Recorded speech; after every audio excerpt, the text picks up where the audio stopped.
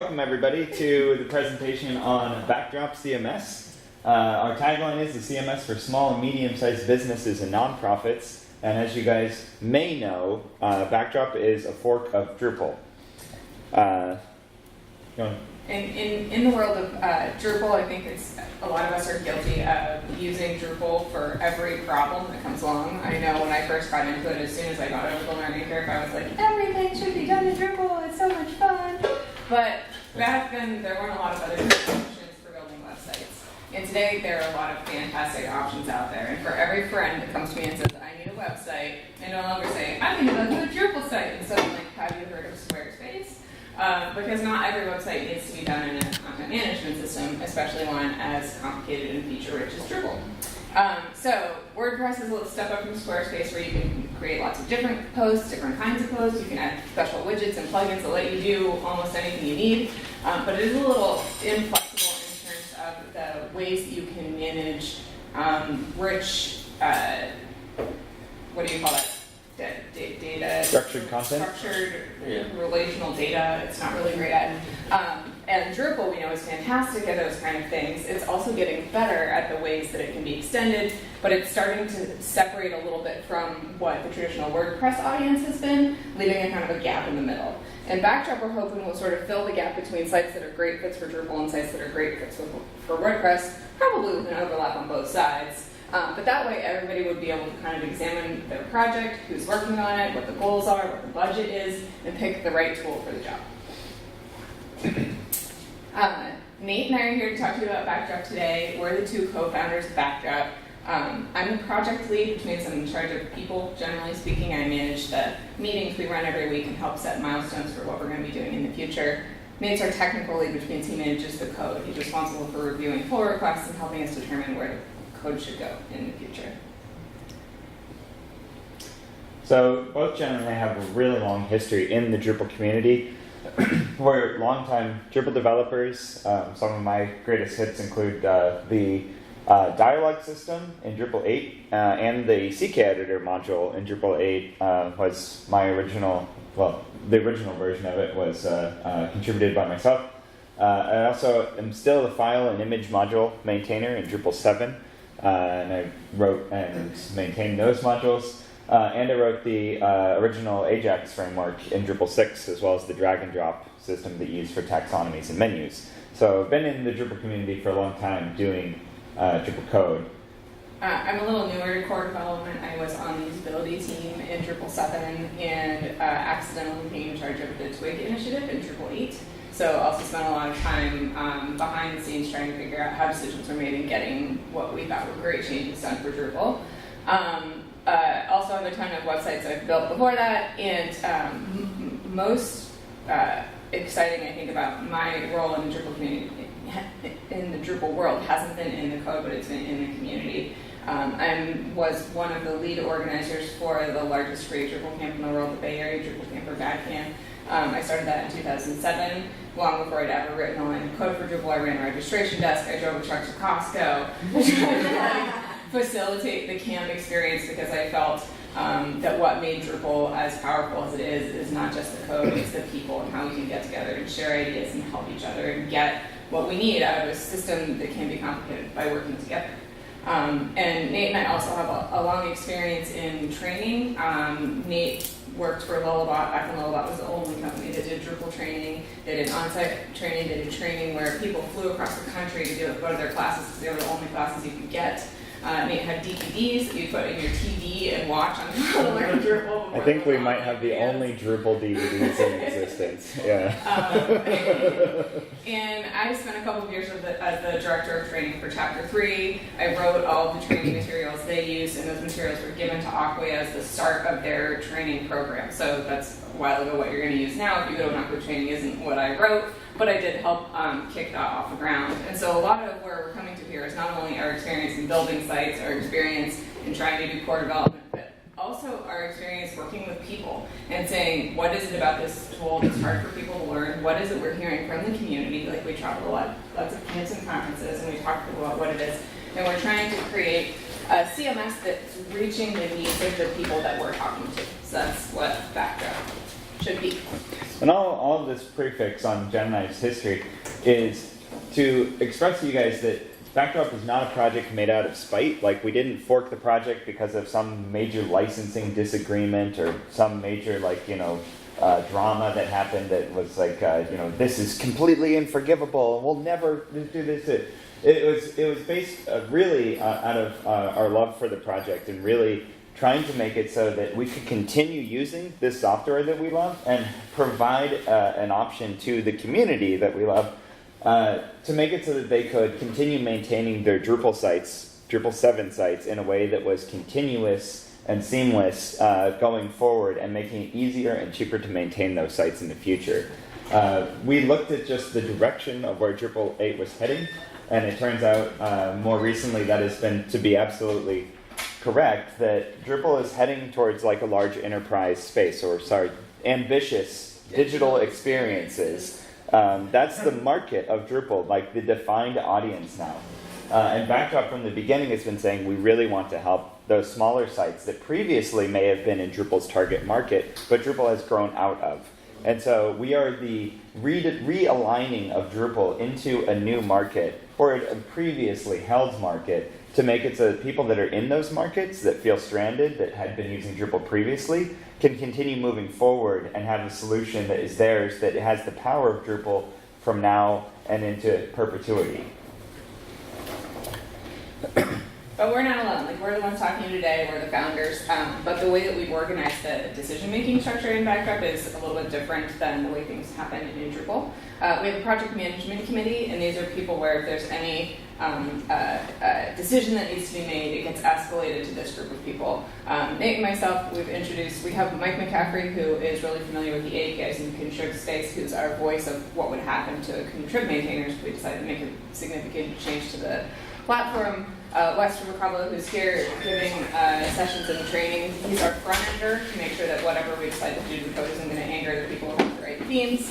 And then we have two people who aren't coders at all. We've got someone who's representing the business aspect of the software. So if we do something, we say, can you still sell this? Like, if the price increases this much, is that going to affect what your clients are going to do? And we have a site builder, someone who is there to make sure that they can still do all of the great things you can do with Drupal by clicking buttons together without having to write any code with Backdrop in the future. So as we make decisions for our project, all of the constituents of what people are doing with the software are represented and have a voice in making those decisions. And right now, those are the constituents we've specifically identified, but we're also trying to make sure that our project management committee will represent our entire community in terms of race, gender, geography, languages spoken. So if we get a huge group of people in Latin America that are all of a sudden adopting Backdrop, we've got to make sure that they have a voice in our decision-making structure as well. So we've got people right now from all around the world. There's Gregory Nessus, who's in Australia. We've got one of our core communities in England. Just trying to make sure that anyone who's working on Backdrop has a way to guide the direction of the project, their voices represented. Yeah, let's talk about the Project Management Committee, or PMC as it's called for short. The PMC model is a model of open source governance that is not just invented, but actually enforced as the model for project management amongst all of the Apache projects. Everything under the Apache Foundation and the Apache Foundation itself are guided by project management committees. And project management committees are essentially just a slightly more democratic way of making decisions where stakeholders or constituents that represent the interests of the software project are basically formed as a group, and then when certain problems or conflicts arise, they get escalated to the PMC, and they take a vote, and then that's the way decisions are made. So it's been used by the not just the web server, but all of the child projects of Apache, including like Solar and Lucene and OpenOffice and all of the projects that are under the Apache umbrella. I feel like I'm missing something about this. So in order for this kind of model to work, though, we really need when we get together and we make a decision about something, we bring our own experiences into the vote, but not necessarily our opinions about our own personal needs. We're not supposed to vote for what we want. Right. We're supposed to vote for what we think is best for the project, which is a little different than the way things happen in Drupal. Everybody says, this is what I want, and there isn't anything that you can reflect on and say, like, well, what is the project? Because the project is for everyone, so everyone's allowed to bring those wants to the table. Yeah, so the PMC handles conflict resolution. They set the overall direction of the project. They're responsible for ensuring the changes made to the project are consistent with the project's philosophy. And if they really need to, they can change the philosophy if necessary, making it so it's a very explicit change. If the project is going to shift its direction or focus or audience or anything like that, that has to be done via a vote, essentially, and then that makes official changes to the philosophy itself. So if we have a vote where people are like, oh, we all decide that we should do this thing, but there's something in our philosophy that is directly counter to that decision, then we go back to the philosophy and change that first. And we publicly state, this is now different, and then we can make that decision, because we can't decide to do something that directly goes against the project's philosophy. Yeah. The key thing here is that in order for this model to really work at all, the project's philosophy must be defined in order for our project management community to actually make any decisions. Because if we're all just bringing in our own opinions, it can really result in deadlock rather frequently, because people have different needs. But if they have different needs, they might be needing to use different pieces of software rather than just Backdrop. But Backdrop should have a very particular set of ideas in mind, or focus in mind, and we should all be working towards that. So the philosophy is really important. And we spent some time putting together the philosophy, and you can read about it on backdropcms.org/philosophy, but we'll run through them really quickly. The first one is that backwards compatibility is important, and this is something that for a very long time in the Drupal community was opposite to their stated goals, right? Where they said, we don't care about backwards compatibility, all we save is your data, and even that changed more recently. And there seems to be there was this backlash in the community about a whole bunch of people saying, wait, that is important, and Drupal has now changed its tune. This was something where right when we started 4 years ago or so, we're like, no, this is going to be something that's really important to our community all the way through. First principle is that we're going to care about your old site and trying to get you from your old site to your new site.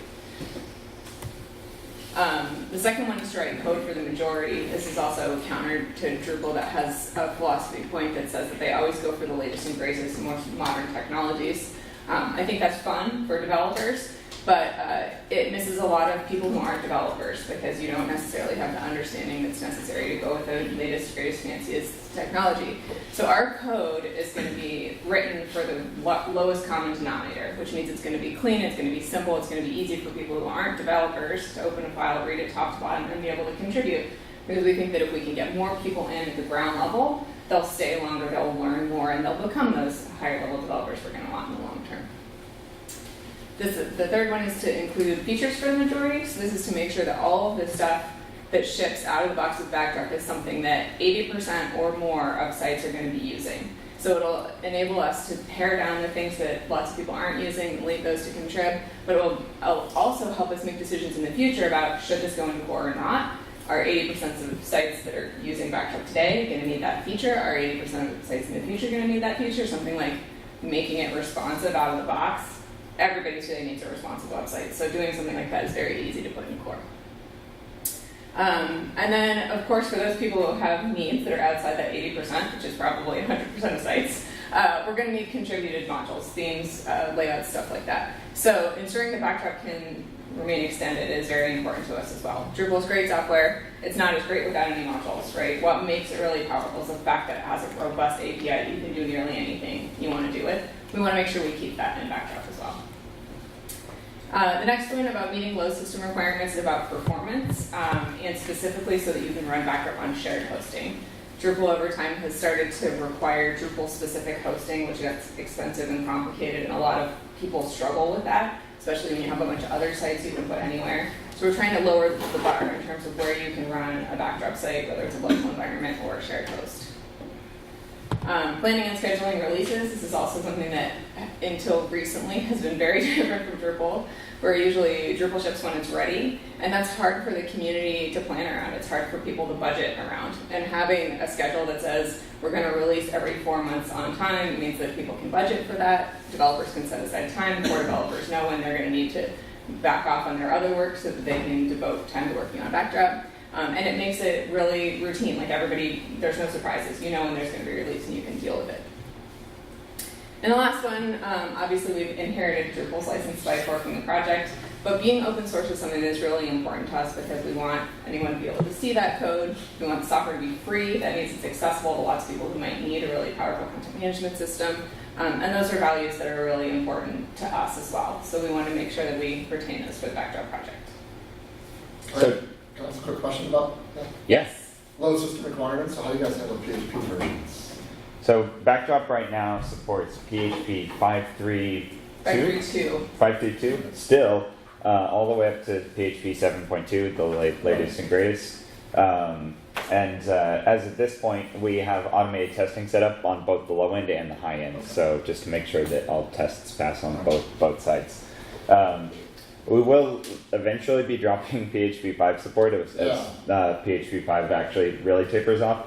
But we have some interesting numbers on, well, you can get them from anywhere, but a lot of vendors, of course, continue supporting PHP versions way beyond when PHP says that they're end of life. And like CentOS will continue supporting PHP 5.3 all the way up through 2022, for example. So there are these crazy things that, when they make those LTS releases, they continue supporting them for like a decade. And so even though they've been end of life for a really long time, people are still using them. And even today, the statistics behind like what versions of PHP people are using, still more than 50% of all PHP websites on PHP 5. So it makes a lot of sense from a market share perspective, but it's obviously an inconvenience for developers. But it's also the kind of thing where like I run into this all the time where I have a client that's had a like Drupal 6 site and they want to move to Backdrop, and you can't put those on the same server if the PHP version requirements are too different. So even if like long term I want to upgrade the server, like I have to work with what I have right now. And so I think that like there's going to be a lot of that in the real world where it's like we know it's not the best scenario, but this is what I'm working with. I mean, I think just as months and years go by, it becomes scarier and scarier to use PHP 5. Yeah. And I think at some point, like the way that we'll eventually drop support for is first we'll put a warning on the status report that's like, FYI, you probably shouldn't be using this version. And then the next release it'll be like, not supported. So we'll give people a little warning. We're not just going to. Thank you. So if we take all of those principles and distill them all down, we make a single sentence, which is the mission statement of Backdrop, which is Backdrop CMS enables people to build highly customized websites affordably through collaboration and open source software.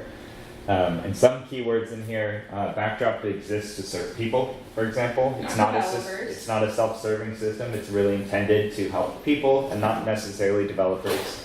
Websites, we really want to keep our focus there. Not web systems or web frameworks or web digital applications or experiences. digital Drupal. It's really all about the websites. website. That's all we're doing.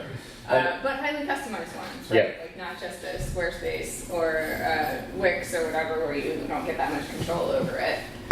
And then our most important word I think here is affordably. This is the pain point that drove us to create Backdrop in the first place, is the cost of not just building a website, but long-term website ownership, where you have expensive, Drupal-specific hosting, developers are expensive, maintenance is expensive, upgrades are really expensive. And that's hard when someone comes in, we're like, oh, free software, it's open source, it should be fine. And then over the long haul, it's just a continuing, like I didn't know it was going to be this expensive. And so we're going to try and figure out how we can fix that with Backdrop.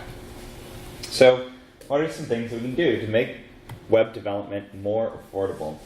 We can increase the out-of-box functionality, and we've done this really effectively in Backdrop. You shouldn't have your second step after you install your website be then install these 10 modules, because you install them on every single one of your websites. If they're installed on every single one of your websites, they should just be there. They should be a part of the installation. Improving the user and developer experience. This is decreasing the amount of time it takes you to do things, so making the buttons be in the right place, making sure that you can click things together more effectively. It's user experience, and from developer experience, making it easier to do things like install modules, apply updates. Yeah, making maintenance and development easier and faster. Some of this also has to do with like consistency, making it so that knowledge that you have accrued perhaps over the last decade of Drupal development continues to be relevant, and make it so that we're keeping APIs consistent. And making the code more intuitive so that if you do something in one place, it'll be the same in another place. Just trying to take down what people already have and make sure it's valuable. And making upgrading faster and easier. This is a huge pain point in Drupal. We've already started in Backdrop. If you take your Backdrop site and you point it at your Drupal 7 database, you can run an update from Drupal to Backdrop, and it'll act as though Drupal was the previous version of Backdrop and deliver to you a Backdrop site with all the same features your Drupal 7 site had before. And more. Like, we already know Drupal is too expensive, right? So going forward, we're going to say Backdrop's probably still too expensive. What are the things that make owning this website most expensive, and how can we decrease that cost going forward? So hopefully, rather than seeing the cost of owning a Backdrop site increase over time, you'll start to see it decrease over time as we can take some of the burdens of what makes a site expensive and resolve them going forward. The big takeaway here is that every time we make a change to Backdrop, we think about what is the cost of making this change? Like, is this change to core going to affect contrib? Is it going to affect custom code? Is it going to affect site owners? Is it going to make the cost increase in any way? And if so, how can we mitigate that in making a change? Can we add backwards compatibility functions? Can we write an upgrade path? Like, how can we make that path easier for all people who own websites? We need to pick up a little bit. Okay. So Backdrop is totally usable today. It's actually been out for 3 years now. So we've had 10 on-time releases. As we mentioned earlier, they're planned and scheduled. So it's a highly predictable schedule. As you can see, we're released on the 15th every 4 months, January, May, and September. And 1.10 is scheduled to come out May 15th. The world of contrib is actually looking really pretty good. Blue check marks mean that there's this module or an equivalent of it in core, and this is reflecting the include more out-of-box functionality. Even these ones that have been moved into core, for the most part, if they had a contrib version like path auto and token and views, for example, link, email, if they had a contrib version, if it was reasonable, we managed to make it so that you can literally upgrade from your Drupal 7 site, and all of the configuration of that module will also be ported or be upgraded into Backdrop, including all of its configuration and functionality and content. Yeah, which is nice, and it's all just it's just the same. We don't use migrations; we just use updates, update.php. But the schema is so similar that it's like 10 seconds to upgrade a Drupal 7 site, even with like hundreds of thousands of pieces of content, because the schemas are roughly the same. Yeah. So the green check boxes mean that we have the module in contrib for Backdrop, so whatever was different between Drupal and Backdrop has been adapted, and we've got a version that you can run. The little cogwheels mean that it's underway. So like we've got part of media module in core. There's more of media module that's in media module in Drupal 7 is a huge contrib project. So there's a bunch of stuff that's not included. We also have some of the features like embedding inline images in core, as well as like file management. So it's kind of in the middle there.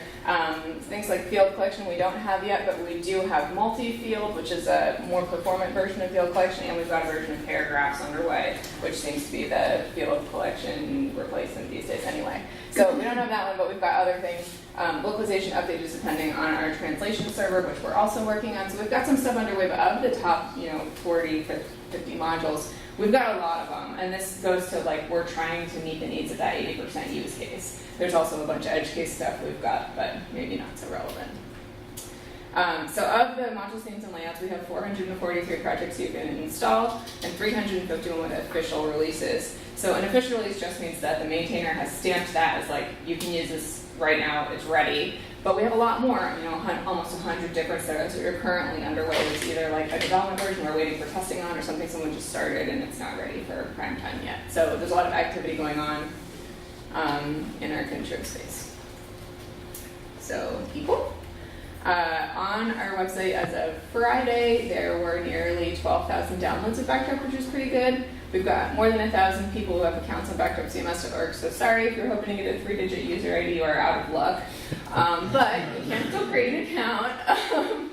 There's nearly 600 active Backdrop sites right now. 85 people have contributed to core, 70 people who are currently maintaining the contrib projects. And on backdropcms.org, there's a place that if you are running a Drupal agency that is seeking Backdrop work, you can list yourself as a service provider. And we've got 40 existing Drupal agencies, or WordPress agencies in some cases, that have decided they want to do Backdrop and posted their stuff there.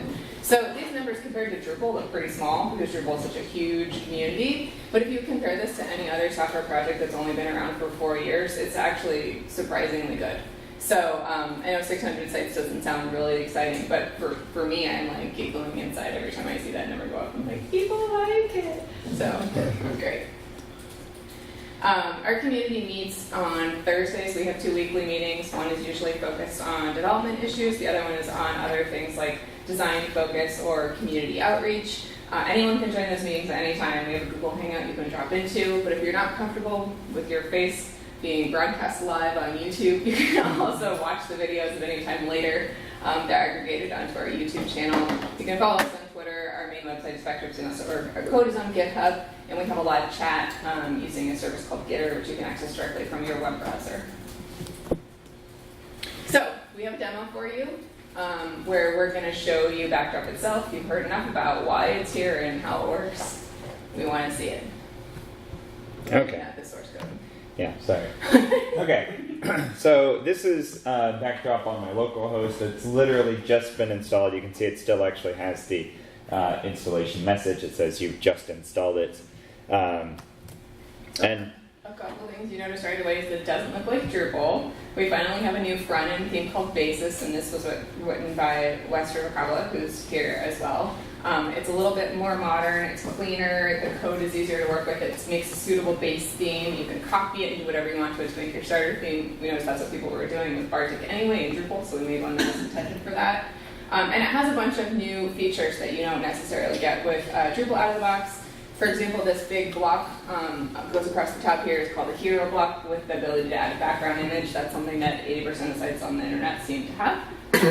Right in core. A couple of other things you notice, we've got we use up to admin bar. So we have taken the admin menu module from Drupal 7, we renamed it admin bar, did a little work on it and put it in core. There's a search, so if you're trying to find where we put the views interface, it'll show you where in the drop-down menu structure you can find that, doing that from Mac OS. This menu has been reworked also to be responsive and touch-friendly, so it'll work on your phone and your tablet. It collapses based on how much space you have, and it'll hide or show the things that it can fit on the screen. Another thing you'll notice that is responsive out of the box is the primary links itself. This is something that every website needs, and it's kind of a pain to put into a Drupal site. So that works out of the box as well, so you don't need to worry about fighting with that. You can just style it and make it pretty for your own site. We also have some default content. I mean, it's not a lot. It just says this is your first post. It's copied that from WordPress. Seems to be successful there, so why reinvent the wheel? Just add the same thing. Post, and we have added an about page as well. let's add a page just so we can see the content creation page and also kind of see the administration theme. So this is the same 7 theme as Drupal uses. It's had a bunch of significant user experience updates. We've added a rich text editor, as everyone expects of a content management system these days. It has image handling, so you can drop an image directly in. You don't need to worry about installing any modules to handle that. It's already there for you. I do really like doing this. I take a screenshot of my something. Yeah, doesn't really matter what. Just to demonstrate that it supports clipboard support, so you can paste in. Can't do that in Drupal just yet. Yeah, and what it actually does, it actually like makes a file ID that this is managed, and it will associate with this piece of content, so it knows that this file is being used within this piece of content, even though it was uploaded via the WYSIWYG editor. The admin interface is also responsive, so if we want to squish this down, we've fixed our vertical tabs. Oh, sorry, that's not quite small enough. There you go. So they turn into an accordion, so that doesn't work on Drupal necessarily. We do have, like, rather than having a sidebar in a main area, we still have one column. That was something we kind of looked into, where like we just didn't do the 2-column layout, and now the internet has kind of turned back into a 1-column place, and so we got away with not doing it and sort of ended up where the internet was anyway. But yeah, just kind of a little benefit there. And then a couple of other things. If you go back to publishing options in Drupal, there's always 3 checkboxes here, whether you want them or not. In Backdrop, we made it customizable, whether you want to be able to make the post sticky or promote it or not. The checkbox will disappear if you don't need it. Othering information is the same as it was before, with the exception of the date field. Little things. You'll notice that right out of the box we have URL settings here. That's because Path Auto is in core, and it already has a default set. So any piece of content you create in a new Backdrop site will have an alias. You don't have to set that up ahead of time. And you have the ability to change it, so if you don't like the defaults that we've shipped out of the box, you can control it. And very quickly after, redirects in here yet? That's fine. Oh, redirects now don't show up when you're Unless creating you have content existing because. content. Okay, that's fine. Yeah. Okay, so menu settings is the same as they were in Drupal. You can add a menu link or not. But we're going to take this page and make it a sub-page of about, so you can see what happens when you do that. And then comment settings are also the same as they were before. We removed the confusing option of hidden when you don't have any comments to hide. So just very small usability improvements everywhere. Cancel links. Oh yeah, we changed the save button so that now every form you're on, the button you want to push is blue. And there will be, if there are other options, they won't be blue, but generally speaking, just push the blue button and you'll be fine. And then cancel links where it makes sense to have cancel links. All right, so we created a new page, and you'll notice that in the main menu, there's a little arrow next to the thing that you added a page under, and you automatically get a drop-down. So you don't need to worry about trying to find and install a drop-down menu. It comes that way out of the box, and this is also responsive, so that if you want to leave it as it is, you get a responsive drop-down menu on the page per se as well. So, more out-of-the-box functionality. Whew. All right, are we creating a content type? How much time do we have? We have 10 minutes. 10 minutes. Do you want to just skip ahead to like layouts? Well, let's okay. Yeah. You've seen this before. You know it's exciting. Let's take a look at content types just real quickly. So I'm just going to take a look at the post content types. Yeah. Some more things. This is the administration theme has also been redone. So we have these like again responsive tabs, which is useful for things that have a lot of tabs along the top like this. Just go to the settings. Oh yeah. So one thing that we did do is we took we go to permissions.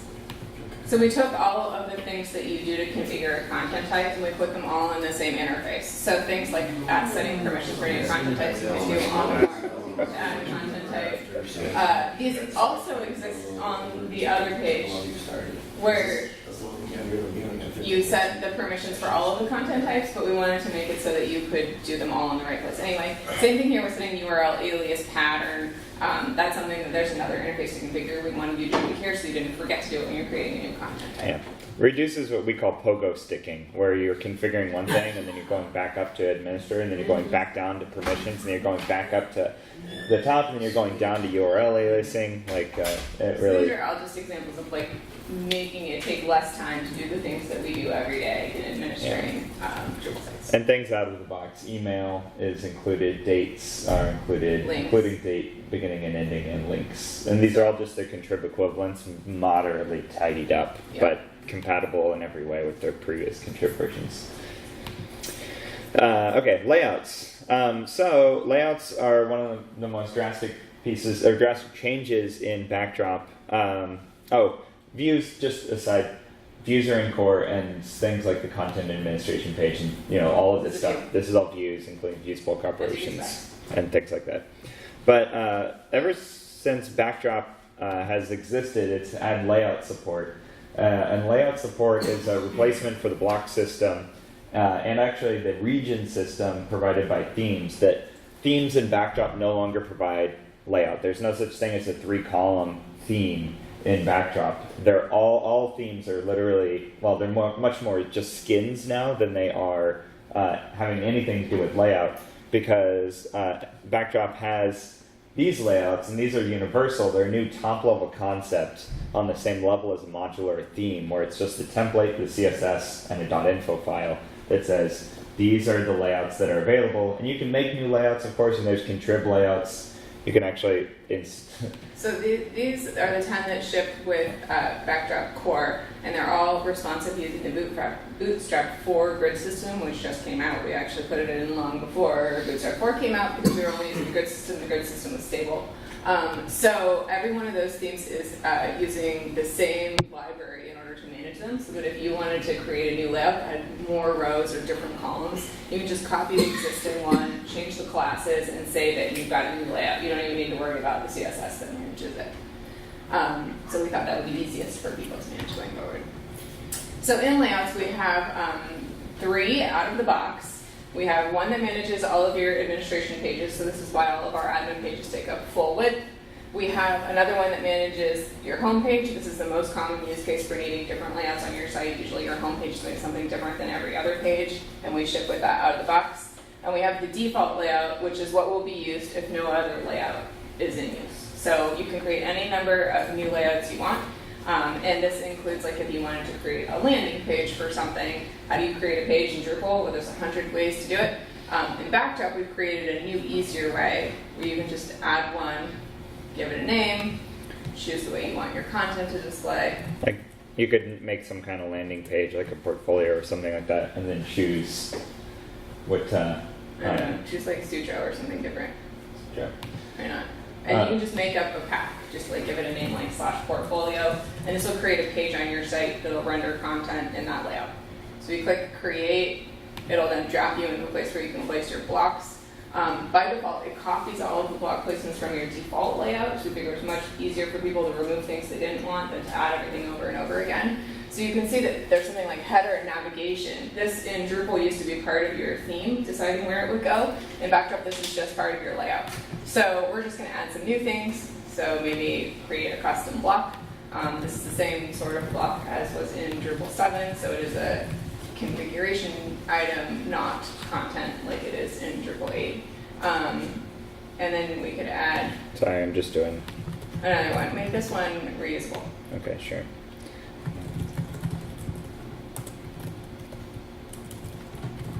And so if you want to use a block on more than one layout, you check this little box that says make this block reusable, and then the next time you're adding a block, it'll appear in that list of blocks that are available for selection. There's also some cool things we've done with block settings in Backdrop. So under style, you can obviously add a class. That's something that makes it really easy to like change the color or the way it looks. Or you can add a bootstrap class if you want to make it a certain size. But we've also stolen this lesson from views, where people really like to have control over their markup from the UI. And this will allow you to change the wrapper tag around the outside of your block. The class is on that tag. The heading level, if you don't want that to be an H2, you can make it a 3 or a 4, paragraph tag. You can change the class is on the heading. Inside the block, there's a content tag. Maybe you don't want all these tags in your code. You can just remove that entirely. And you can control classes on that tag if you decided to set one. So just giving people more power in the user interface to do the kinds of things you might used to have to do in code will also decrease the amount of time it takes you to collect things together to deliver to people. Visibility conditions are the same way they worked in Drupal, where you can decide when you want this block to appear. Is it only for a specific person, only on a specific page, only for a certain language? And those will vary based on the modules that you have on your site. All right, so we've created a custom block. We're going to drop it into some region, and then we're going to save. And then if we visit the portfolio page, we can see we've got stuff in a different thing. So if we want to be super crazy, we can go back and edit this layout. Oh yeah, so the easiest way to edit a layout is just configure any block, and it'll take you directly to the layout in the back end, which is super handy. Let's remove the branding. Okay. So we're just going to take out the header, the navigation, the breadcrumb, and maybe the footer. Sure. Just for fun. And this is a great way that you can create an unbranded page on your site without needing to do a bunch of crazy theme overrides in order to get that stuff not to appear. And it's just, bam, here's some HTML you can drop into a page. Yeah. So unlike Well, unlike panels in Drupal 7 where you are only controlling the middle part of the page, even though this is actually literally a port of panels, all of the same infrastructure and underlying code is all there, but with an entirely new user interface. And the fact that in Backdrop, layouts are the only layout system. There isn't a theme layout system in addition to the panels layout system. It's just the entire page is controlled cohesively by the layout system altogether. So it's really convenient that you can make pages like this. And there are some things you saw, like the messages, that potentially can't be removed because they're critical for the functionality. You can do things like move around the page title though, like there's a block for that. Too. If you don't want them where they come by default, there's a block you can put somewhere else. And as long as you put it somewhere on the page, they'll appear. And if you don't, well, they'll still appear, maybe not where you want. But yeah, so everything is movable. Yeah, and besides creating new paths like we just did there on Portfolio, you can also override any existing path and give it a very specific layout. Like the most common thing that you would do is you would set up a layout for a particular content type, like Posts. Like posts. So you use an existing system path like node/%. It's like an internal path. Where percent is going to be the node ID, of course. Backdrop will automatically detect that it knows that this is an internal system path and it'll add a context for you. So the concept of context in panels is really confusing to people. We wanted to make it so that you didn't need to know anything about context. Backdrop will handle it for you and add the context. And now when you go to add visibility conditions, it'll give you more options because it has detected the context there. So now you can define, no, this layout should only be used for a specific type of content because the node's there, a specific type of node. And you can say post only. And those same rules also apply when you're adding blocks. So anywhere there's a visibility condition to something that has a context, you'll get those context-rich options there. And so now if we go to add that existing block for address or contact information. Oh, I was going to show that you can add fields. We'll show that we haven't shown that other one too. Sure. So many cool things. Okay, so there's the existing block. It's everything you did before, and when you go to edit, it gives you the option to change it. When you change it, it changes all instances instead of just this one. Okay, so now you can add fields. So this is also something that's really cool. Now that we've added the node context, we get all of the fields that are available on that node. So the same thing's true for users or terms or anything else you've added fields to, and you can take an individual field and you can drop it in as a block. You get all of the same settings you would get on the field settings UI in this block UI. So if you wanted to change the image style or link it to something or float it, which you probably wouldn't want to do, you have the ability to configure those here. You can put an image on a certain part of the page. So you can lay out all of your individual fields without needing to go into a node template and move those around. Yeah, I don't think we have an image on this post, but if we did, it would show up. It would show up right here. So. I config. We've only got like 6 minutes. We've only got 1 minute, actually. Yeah. Okay, so we'll give you 3. Keep going. my favorite feature about Backdrop other than layouts is the configuration management system. This is something that Drupal 8 has, and if we're going to create a competing project with Drupal 8, we had to have it too. Ours is done a little bit differently. If we take a look at one of our example config files, you'll see it's just in JSON. So this again is like appealing to the lowest common denominator. Almost all web developers know JSON. Not everybody knows YAML yet. This is a format that people are super familiar with working with. So if you ever needed to, you could go directly into the file on disk and change something. Don't do that. We don't recommend it. We give you a handy import-export tool so you don't need to. Yeah, but Backdrop is literally writing just directly to JSON files. Like when you save a configuration form, it writes a JSON file. It's like just a direct A to B relationship. There's no database storage. And part of that is also because JSON is 75 times faster than YAML, so we didn't need a database cache because the database cache was slower than reading files off disk.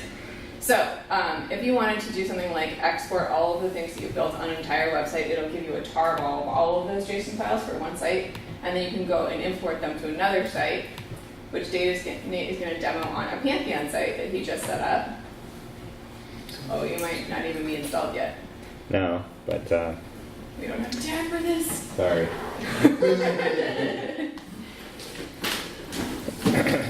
But this makes it really easy for example on your site. If you really like using a Git workflow, you can commit your configuration files to Git, and you can make a bunch of code changes. You can go to user interface, you can make a bunch of interface changes, and you can commit those two things together. And then when you do a git push, it'll push the configuration changes as well as your code changes.